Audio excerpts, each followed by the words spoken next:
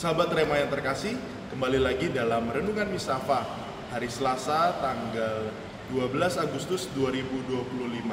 Pada hari ini kita akan merenungkan bacaan Injil dari Matius 18 ayat 1 sampai dengan 5, dilanjutkan ayat 10 dan juga ayat 12 sampai dengan 14.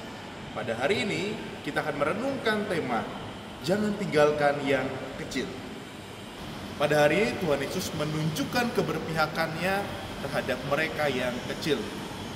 Keberpihakan Tuhan Yesus terhadap mereka yang kecil meliputi proses kuantitatif dan kualitatif.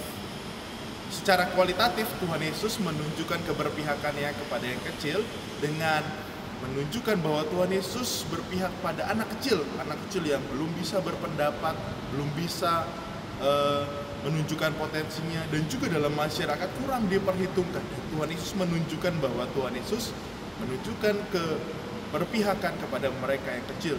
Dan juga secara kuantitatif Tuhan Yesus memberikan perumpamaan tentang seorang gembala yang kehilangan satu domba di antara 100 domba. Tuhan Yesus mengatakan bahwa walaupun satu yang hilang, Tuhan Yesus tetap memberikan perhatian, tetap ingin menjaga yang satu itu jangan sampai ada yang hilang. Hal ini ingin menunjukkan bahwa Tuhan Yesus selalu berpihak kepada yang kecil, yang lemah, yang tertindas, yang miskin, dan yang tersingkir. Dan hal itu mengajak kita untuk memiliki keberpihakan yang bersama. Kita juga perlu seperti Tuhan Yesus yang berpihak kepada mereka yang terkecil, mereka yang tertindas, mereka yang miskin, mereka yang dikucilkan dari masyarakat. Dan kita bisa memulainya lewat orang-orang terdekat kita. Kita bisa menilai dalam pergaulan kita, dalam masyarakat kita, apakah ada mereka yang sering terpinggirkan. Mungkin karena kita menganggap aduh kok dia itu sifatnya aneh, kita singkirkan.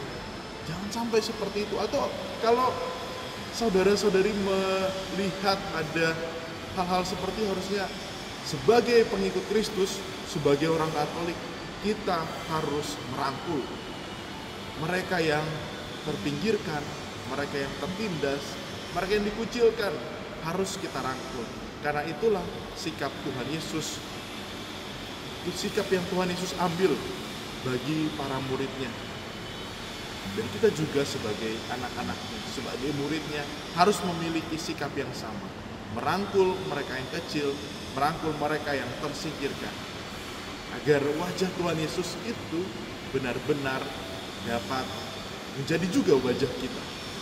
Oleh karena itu, sahabat Rema yang terkasih, marilah kita mohon rahmat dari Tuhan.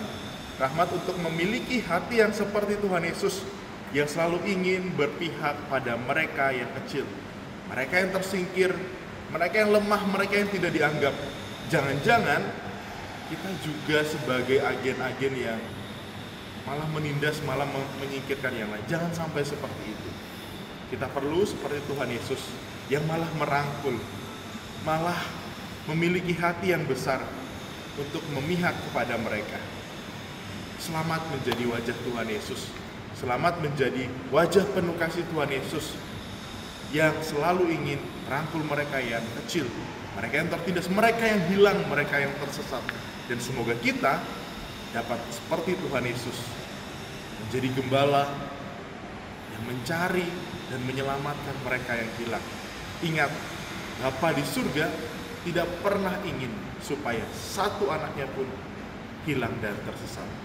Tuhan memberkati.